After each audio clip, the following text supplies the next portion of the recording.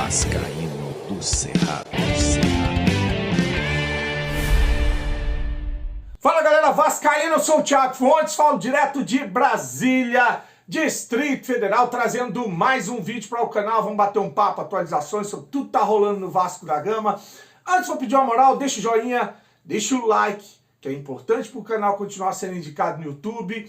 Quero falar da minha parceira, a 1xBet, é patrocinadora do canal Vascaíno do Cerrado. Ontem a gente pegou um green, eu já deixei um bilhete. Hoje eu vou deixar outro bilhete, tá? Tá aqui, ó, o que eu vou buscar hoje. Vitória do Paris Saint-Germain em cima do Girona, na Liga dos Campeões, tá? O City e a Inter de Milão fazem o clássico aí da rodada. Botei mais de um gol nesse jogo. E na Libertadores, Botafogo e São Paulo, coloquei dupla chance Botafogo. Ou vitória ou empate do Botafogo. Acho que é um jogo para poucos gols. O São Paulo vem com uma proposta de se defender mesmo, talvez jogar com 3 zagueiros, 3 volantes. Os 2 jogos do São Paulo contra o Atlético Mineiro já foram horrorosos e só saiu um gol nos 2 jogos. Vamos ver ali meio que o replay de um São Paulo covarde também, né? Deixando de sair para jogar. Então acredito aí em poucos gols, vou buscar essa dupla chance Botafogo, tá? O link tá no primeiro comentário fixado, deu uma hora de 1,74.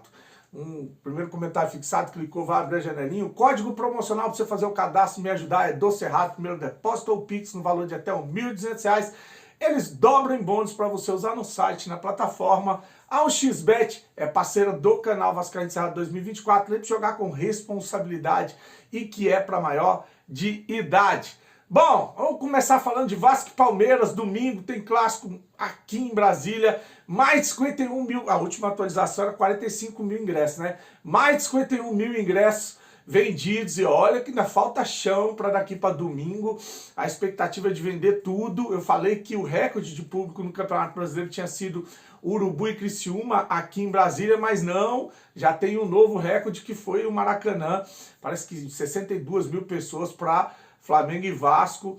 Então se o Vasco e o Palmeiras passarem desses 62 mil aí, vai quebrar o recorde aí de público no Campeonato Brasileiro. Vasco e Palmeiras que vem de uma sequência de 6 jogos sem perder. O Palmeiras foram 2 empates e 4 vitórias seguidas. A última derrota do Palmeiras foi aquela 2-0 por Vitória, né? E a última derrota do Vasco foi aquele jogo na lama, lembra, com o Felipe Coutinho, no Campeonato Brasileiro. Lá em Chapecó, que a gente perdeu pro Grêmio, com gol de Soteldo, enfim. Foi a última derrota do Vasco. De lá pra cá são 3 empates e 3 vitórias. As vitórias, Fluminense, Atlético Paranaense e o Vitória. São as 3 vitórias do Vasco. A do Vitória estava lá em Salvador, foi 1-0.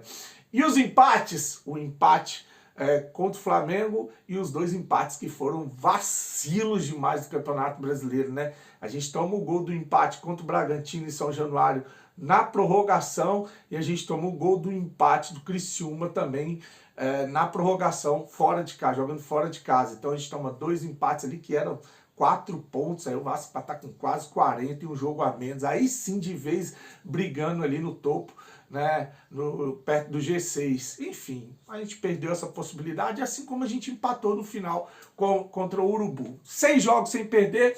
Do outro lado, Palmeiras, 6 jogos sem perder. Palmeiras vem embalado, vem de 4 vitórias, uma goleada em cima do Criciúma. Vai ser um jogão, sem dúvida nenhuma, aqui em Brasília. Agora vamos falar do Verratti. Lembra que eu falei que ele está se recuperando de uma virose, que jogou com febre contra o Urubu?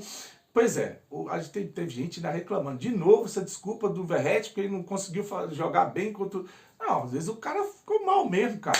O Verratti tem 90% de participação nos jogos do Vasco, desde que chegou em agosto do ano passado. Então, não é porque o cara faz corpo mole, né? Que 90% dos jogos o cara tá em campo. É muita coisa, cara. Ainda mais com um atacante de 35 anos, que corre igual ele corre, volta para marcar, se dedica pra caramba, né? Um jogador que se entrega bastante, 90% dos jogos em campo.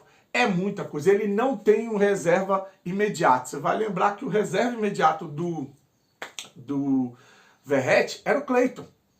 Porque o Cleiton teve poucas oportunidades também, justamente por isso, por esse percentual alto em que o Verratti participa dos jogos do Vasco, né? O Cleiton, que foi adquirido pelo Vasco, o Vasco teve que pagar 16 milhões no jogador, está emprestado ao Rio Ave de Portugal. O Vasco emprestou e ainda paga parte do salário do jogador. São os bons negócios feitos pela 777, né? E aí, em 5 jogos lá, ele fez 2 gols. Tomara que valorize, tomara que seja vendido para voltar pelo menos parte dessa grana investida no atacante Cleiton, que eu acho que não é um mau atacante não, fez um golaço assim que estreou lá, né? Eu acho que ele não teve muita oportunidade e as poucas que teve jogou fora da função dele. Então tá aí o Verratti e o seu alto índice de participação. Outro que é fundamental, assim como o Verratti, para essa boa fase do Vasco, e que esse deve ter mais que o Verratti, deve ter 99% de participação dos jogos do Vasco na temporada.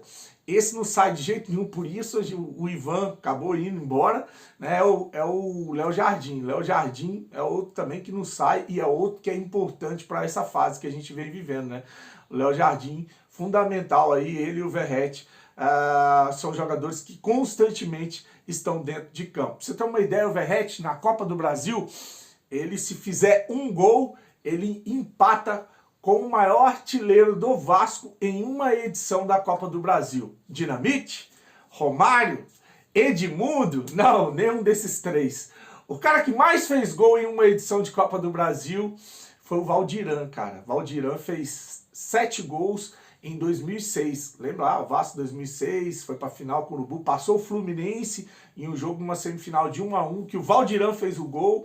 O Valdiran ficou de fora do último jogo da final, porque o zagueiro Renato Silva deu uma pancada, ele acabou se lesionando e ficou de fora da final, infelizmente, né? E o Vasco, infelizmente, perdeu aquele título e, infelizmente, a história do Valdiran tomou um caminho muito triste, né? Depois de um tempo, muita gente tentando ajudar o Valdiran, virou morador de rua, e acabou falecendo, foi encontrado morto em São Paulo, morando na rua, né, cara? Uma situação muito triste de abandono. De abandono não, um cara que se entregou mesmo, porque falta de gente para tentar ajudar ele, não foi, né? Muita gente tentou ajudar o Valdiran, que teve esse final muito triste aí, tá? Então ele ainda é o cara que detém a maior marca, né, o maior artilheiro do Vasco em uma competição de Copa do Brasil, com 7 gols. O Verratti tem 6 nessa edição. Se ele fizer 1, empata. Se ele fizer mais 1, ele passa o Valdiran e passa a ser o maior artilheiro do Vasco em uma edição de Copa do Brasil. Quem mais tem 6? O Luizão, que fez da Copa do Brasil de 98, e o Edmundo da Copa do Brasil de 2008. 5 gols em uma edição? O Elton na Copa do Brasil de 2009 e o Alexandro na Copa do Brasil de 2011, que o Vasco foi campeão da Copa do Brasil. Tá aí os artilheiros do Vasco na Copa do Brasil, com o Valdiran no topo e o Verratti podendo passar o Valdiran. O que você acha dessa lista? O que você acha do que eu trouxe para você? Curte, comenta, desejar para você um dia abençoado. Grande abraço, fique com Deus e saudações vascaínas.